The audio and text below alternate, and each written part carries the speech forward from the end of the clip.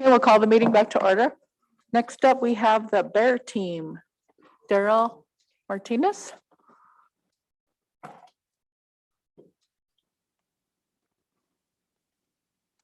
It actually looks like we have room for 4.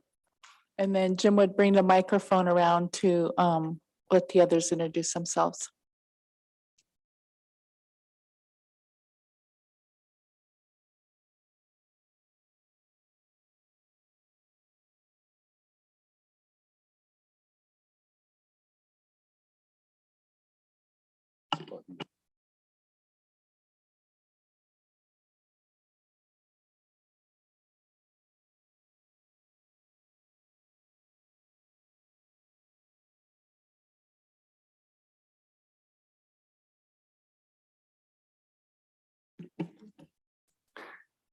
Good afternoon, Chairwoman Fayant, Honorable Council.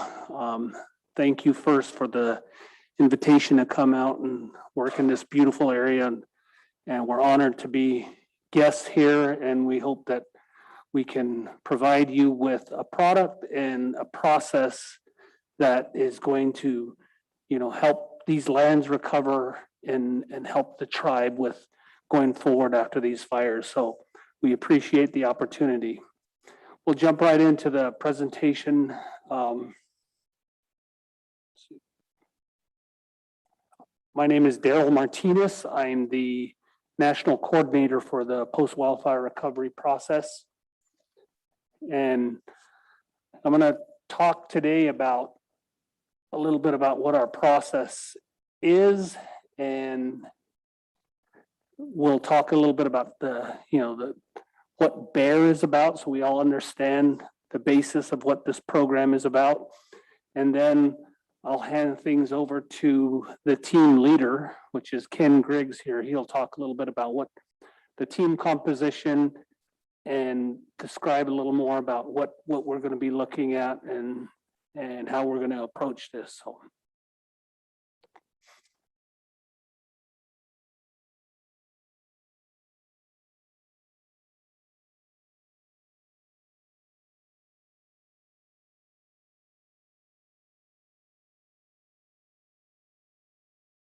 I got the wrong person trying to drive here. I think it's oh.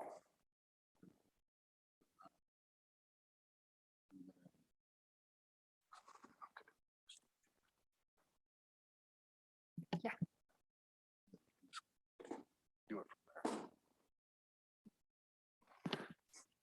So sorry, Dal. Good afternoon, Council. I just wanted to jump in real quick and then kind of introduce and understand, give a little upfront of what the BAER team is and why we called them in here. The BAER team, we called them in a few times before. Daryl and his group, great group. They come in and help us out. Last time they were here was 2017 with the Liberty, almost the same situation, a Jocko and a Boulder incident. So the Liberty fire and Blue Bay fire. We got stretched out a little thin there. We have our resource managers plug right into their team, which is great. And they help lead us in the process of developing a plan for restoration. I very grateful they answered the call just like that to come in here. It's a great group of team, and I just want to express my gratitude and thanks to them and lead it off that way. Thank you. thank you, Tony.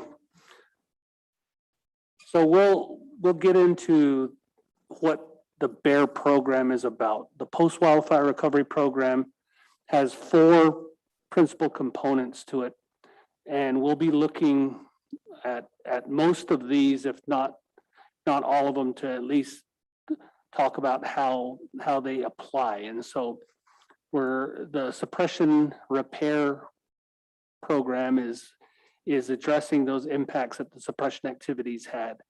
That's mainly the responsibility of the incident commander and the fire folks. But we will be assisting with any efforts they have there.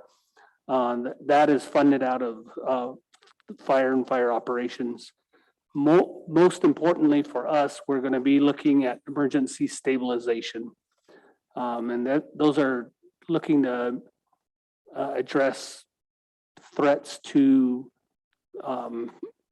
life, property, and critical natural and cultural resources. Now, that's within, there's an urgency to that, so we'll be trying to address that within the first 12 months of the fire.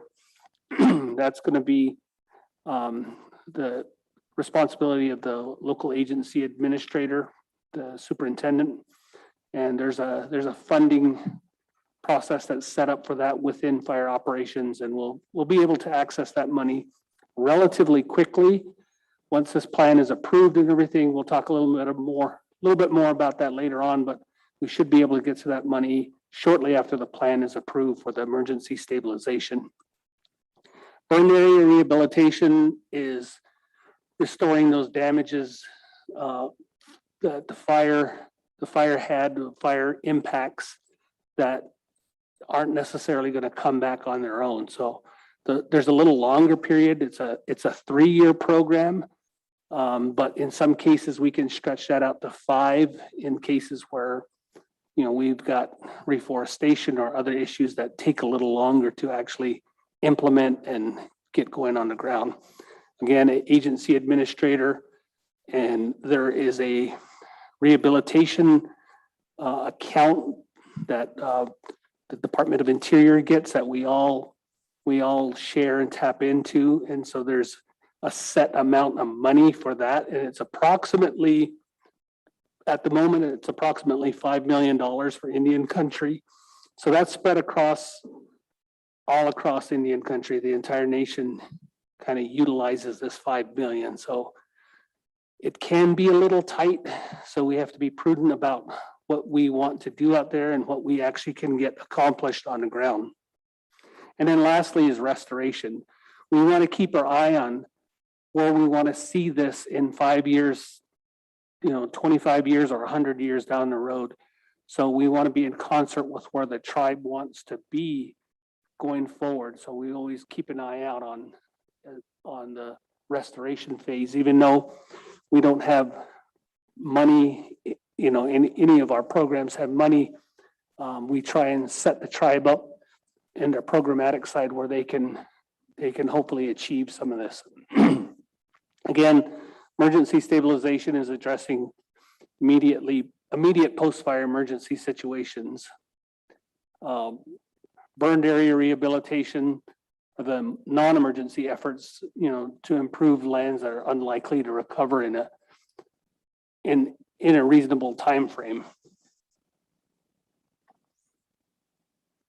So I pull up this slide, just as an example.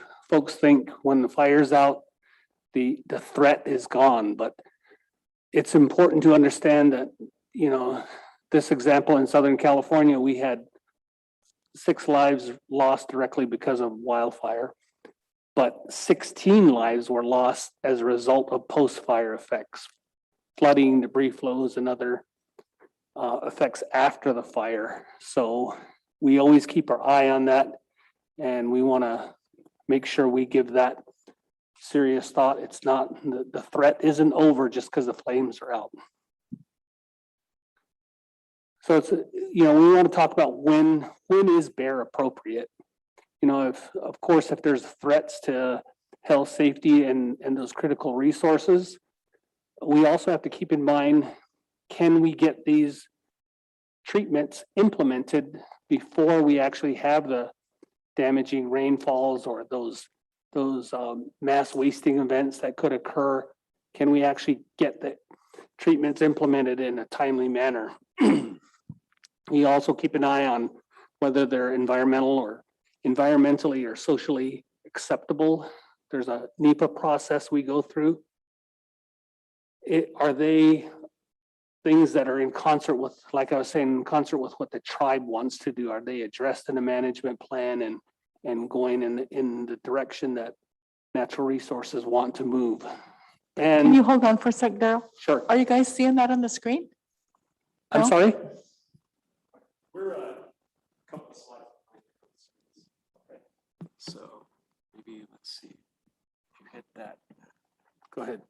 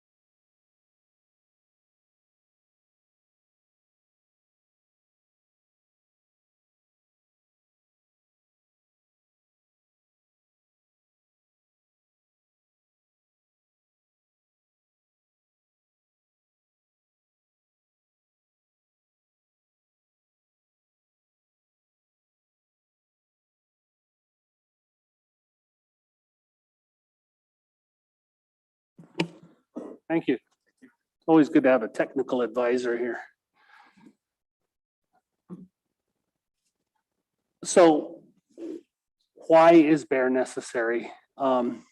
We have issues where we sometimes have flooding. We may have erosion or other debris flows affecting infrastructure such as roads. We're always looking at invasive species. Often fire exacerbates invasives, so that's a critical part of most of our plans. And also, you know, if there's potential here for using some type of alert or early warning system. There's all of those homes that sit below at the bottom of the boulder fire. And so we've been working with the Weather Service, so we're gonna probably see about, you know, working with also the county emergency management and setting something up to where we might be putting an alert system in place. We also often use signage, and signs are relatively inexpensive. They can be informative and you know, allow the public to understand what we're doing out there or why it's a danger. And also it can be, you know, a liability issue. If somebody has to go around a sign to get into an area and they get injured by a falling tree or something, you know, there's that potential liability. But if you've warned them and they had to get around a sign, then that may help protect you. We're always looking at cultural resources and critical heritage sites in Indian country. And so it's a critical phase of our analysis. Sometimes we deal with fences, you know, especially if they're boundary fences or fences that keep livestock cattle off of highways. So those are oftentimes when we also use fences to protect an investment.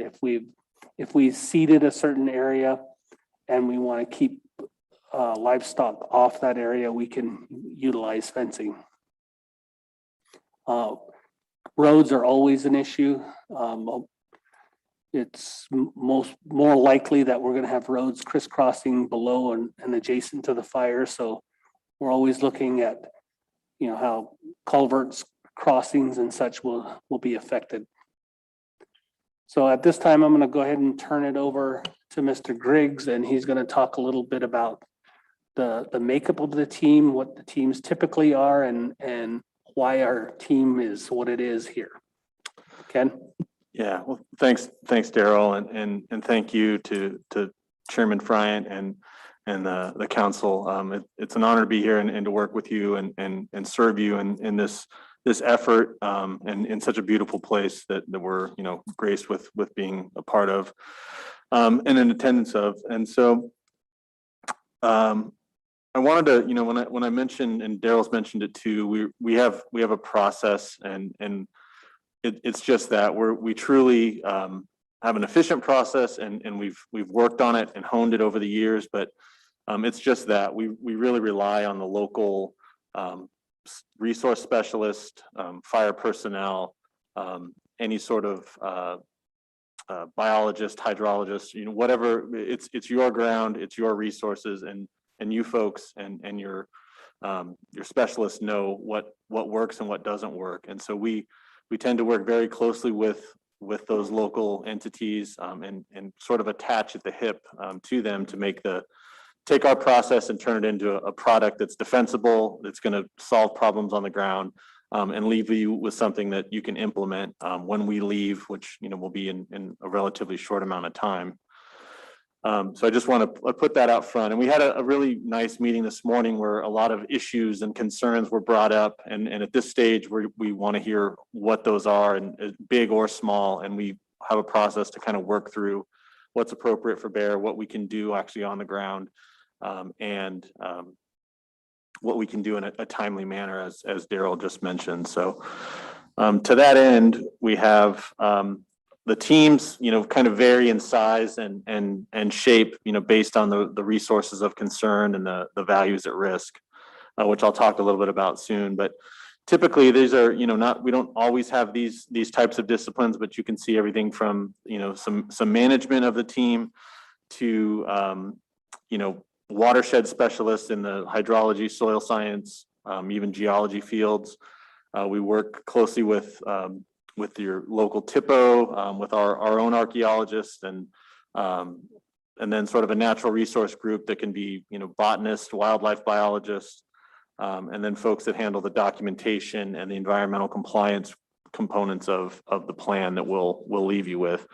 And the idea is that when we walk away, we have a complete package that's everything from the environmental compliance and regulatory side of things, but also a solid assessment that we can hand off and really justify the treatments that we're proposing, as that document goes up for funding.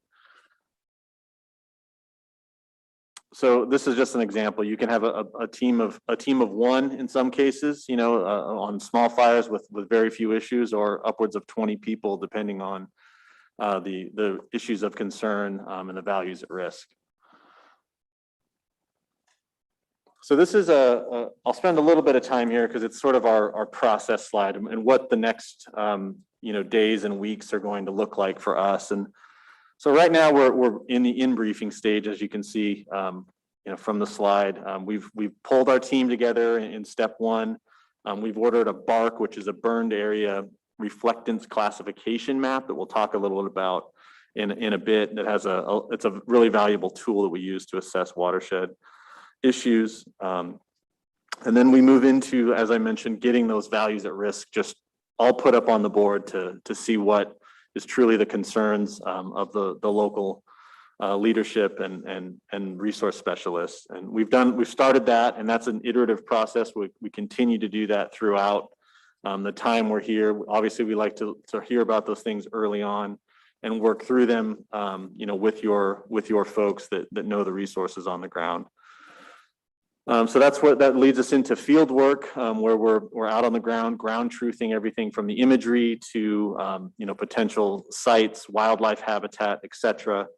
And that takes a few days depending on size of fire and access and things like that.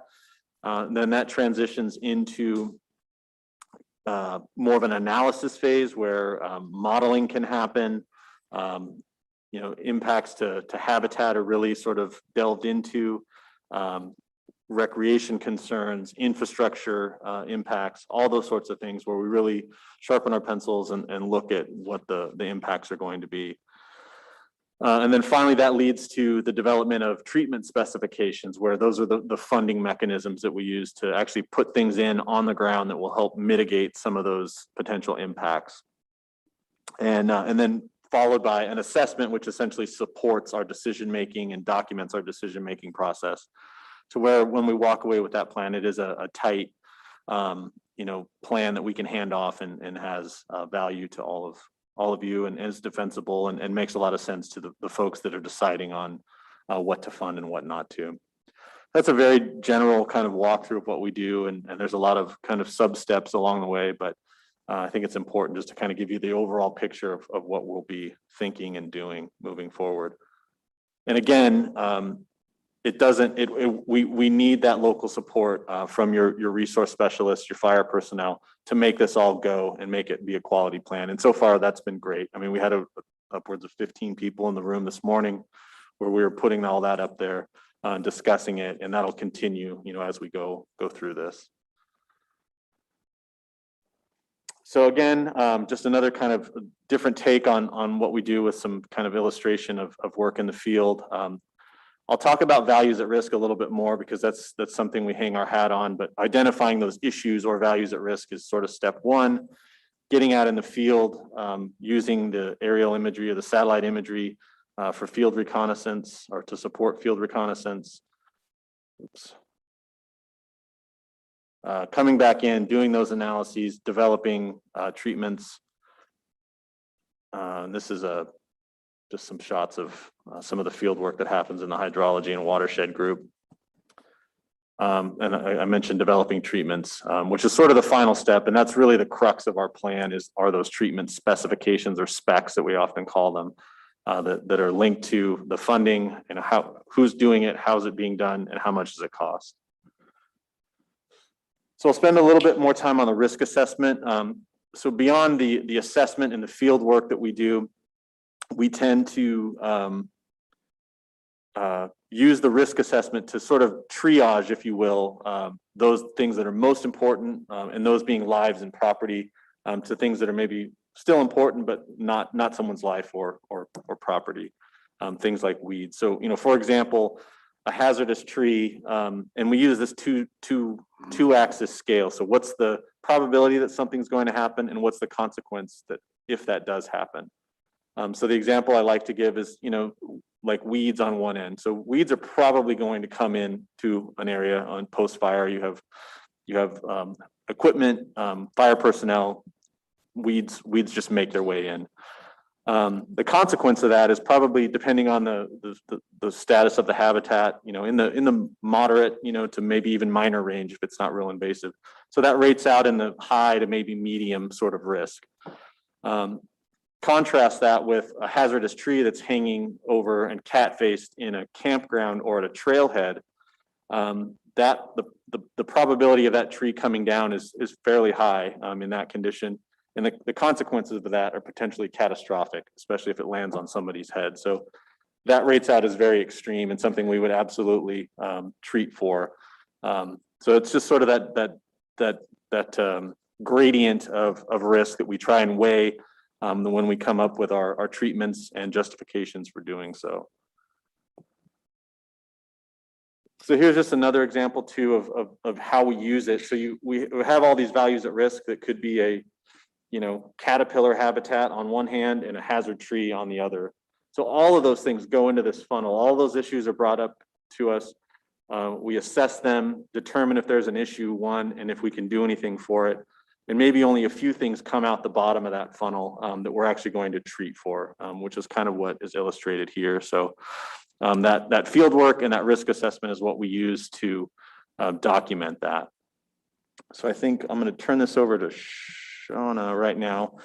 And this is a kind of a step through of the bark imagery, which is a tool that we use for a lot of different aspects, and Shauna will explain what it is and how it's used. Hi, good afternoon. Thank you for having me. This is a beautiful place and a beautiful location. I'm glad to be here.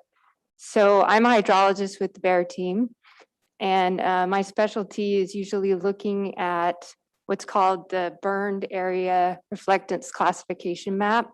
It's a satellite derived image that they take pre-fire and then they take it again post-fire and compare the reflectance of the vegetation.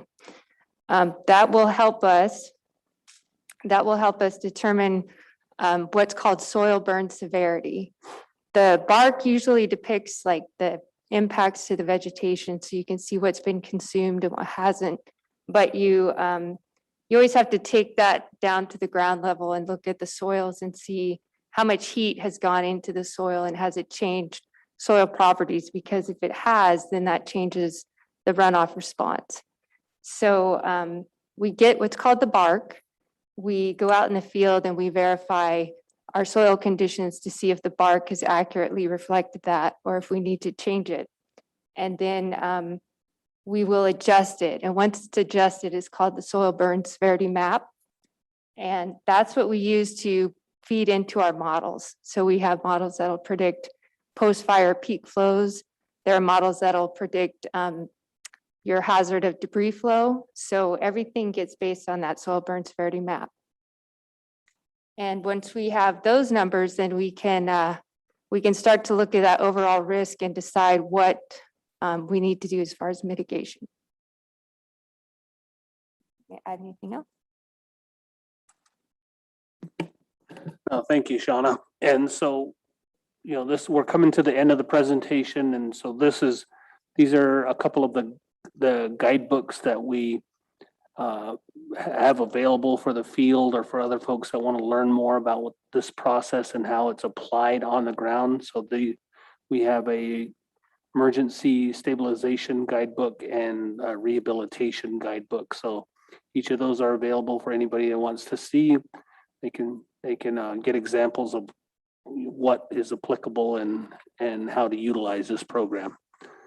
So with that, I'll move forward with questions. And at this time, we can either pose questions about BAER process, anything, but also I'd like to take a quick opportunity to also throw out what some of the issues and concerns might be. So utilize this time to say, hey, what are you doing about, and whatever the issue is, either within the fire perimeter, adjacent to the fire, or below, anything that might be affected both directly and indirectly from the fire. So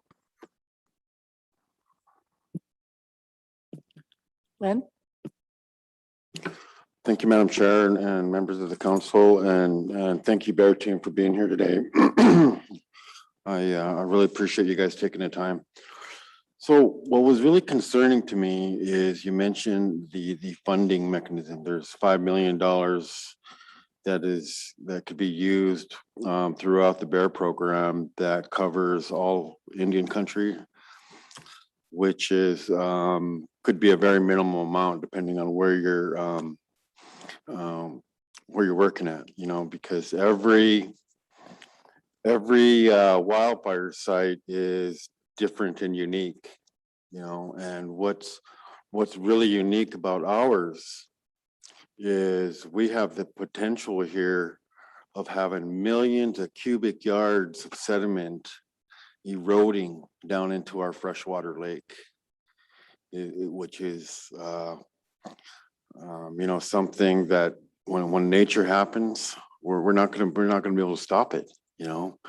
So, you know, I just wanted to throw that out there because I know that weighs heavily on the mind of all the council, you know, and knowing that it also has the potential of you know, washing out many other homes too if we do get a bigger rain event here in the spring. And but yeah, I just wanted to mention that. So it's going to be a really challenging project for you all, and you have our support. You have our 100% support if whatever we need to do to protect our lake. So I just thank you. thank you for that comment. And I just want to clarify that $5 million amount per year in Indian country that I talked about, that is for the rehabilitation and non-emergency portion. We do have a little deeper pocket on the emergency side. So, you know, if we deem that debris flows and other effects to the property and then possibly even to the lake itself, we can tap into the emergency money. And like I said, there's a little more money there and we can get to that money even quicker. So we do have two pots to deal with, two pots of money. So thank you. Any other questions? Thanks for bringing that up, Len. Anita? Real quickly, is there a time limit on the projects that you have? You were talking about the fencing and the boundary fences to keep like herds up in the range or whatever.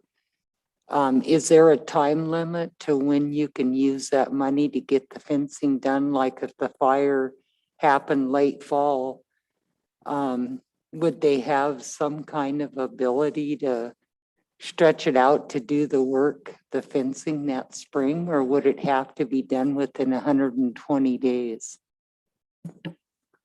So depending on what program we get this money from, if it's emergency, if it's along the highway, we're going to use emergency stabilization money because we're trying to, there's a potential for a life and safety issue of livestock getting down there if this is a range area. But so we would have 1 year and 21 days from the fire start to plan, implement, and get that, get that treatment fully functional. If it's a rehabilitation issue, a longer term, then we have 3, sometimes up to 5 years to get that fully implemented and in place. But that's on that limited $5 million budget. Thank you. So I guess my concerns are along the lines of what Len was saying about the erosion. I'm wondering because it's right next to Highway 35 and, I go back in the Liberty Fire burned area all the time and it's just like pixie sticks up there, just downfall, from the severity of that fire. So I'm wondering if we have that same kind of situation up here, what are we going to do to mitigate our risks as far as that highway? And along those lines, is the Department of Transportation, do they weigh in on any of this process? Yeah, so once we look at those slopes for the soil burn severity, we'll know just how much sediment to expect, at least have a good idea. And we can then start to analyze what we might be able to do to mitigate that. There's some, I haven't seen it on the ground, but a lot of times, there's mulching, there's diversion of flows, there's what's called K-rails, there's just a physical barrier, sandbags, there's a whole suite of things that we can look at to try to mitigate stuff coming down onto that road. And point protection around the homes too. Okay, Tony? To touch a couple bases there also. We did bring these guys in because we've seen a huge risk for erosion and runoff issues. A lot of times we run our own BAER plants here, but when we have a project this magnitude and severity and possibly with Highway 35 there, we wanted to bring these guys in and get their aid. So that was our number one look. And we brought it up this morning. We wanted to look at erosion control, runoff issues. That type of work would fall in the ES category, which like Daryl said, is a little bit bigger pot and accessible money and more right away money, which would help with those issues. And type of projects that would include would be improving road infrastructure, make sure the ditching's right, the culverts are working, water is going where it needs to go, the right area, possible, like she said, diversions to channel water. The other issue you brought up was would you show pixie sticks? I just realized people probably don't even know what that is. So how the, up in the South Fork, that is a non-commercial land base, and we opted not to harvest that and let it be more natural. this area here is a commercial land base, and we'll be looking at salvaging as much as we can, given the fact that we don't want to cause any more erosion issues. So we'll try to limit that factor, and I believe the team has already been working along Highway 35 to use a clipper to get anything that is possible to go on the road moved out of the way. So those issues are being on the ground right now, but we'll look further down the future for harvesting opportunities to lessen that even more. And to give a little more example, yeah, like I said, ES is more road stability, runoff. The other BAER, burned area rehab stuff, the other examples we've used around here was some fencing projects, reforestation, and other issues like that. Sometimes weeds, you'd have to clarify where that falls into pay, and grass seeding just as a use for soil stabilization and stuff like that.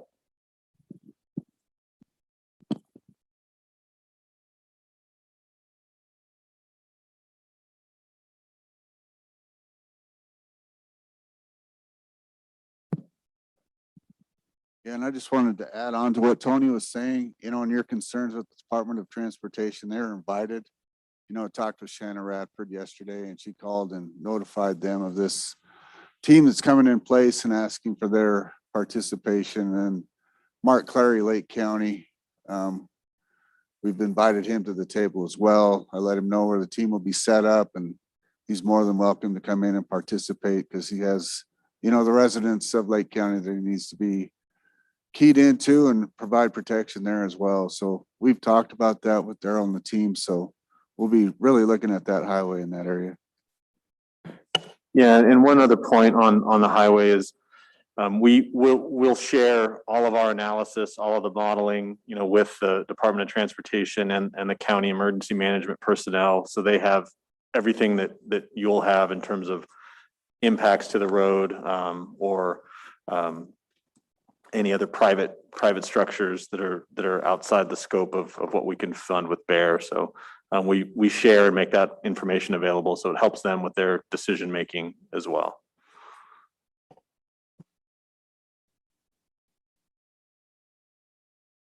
Carol? Yeah, I've seen this process in the past when I believe it was the fire in Lozo. Yeah, and so I'm really appreciative of you and all your staff and all of our staff being a part of this, because I know it'll be done right, and you're really looking out for the resource. So I really appreciate it. Thank you. Any other comments, questions?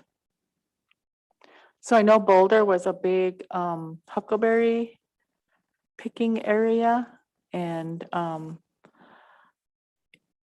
you know, I realize fire is a natural part of the landscape, and that those things come back.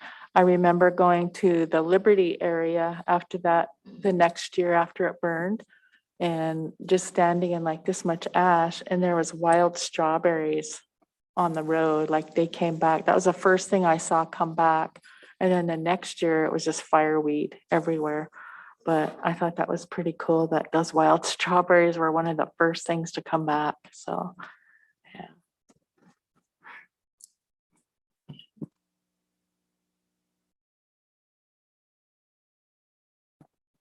Any other comments?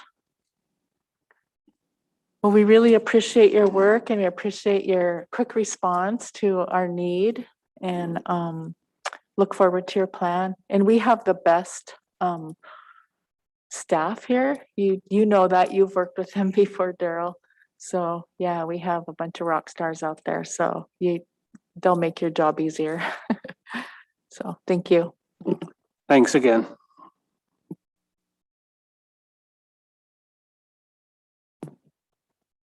All right, thank you, everyone. Thank you. Thank you.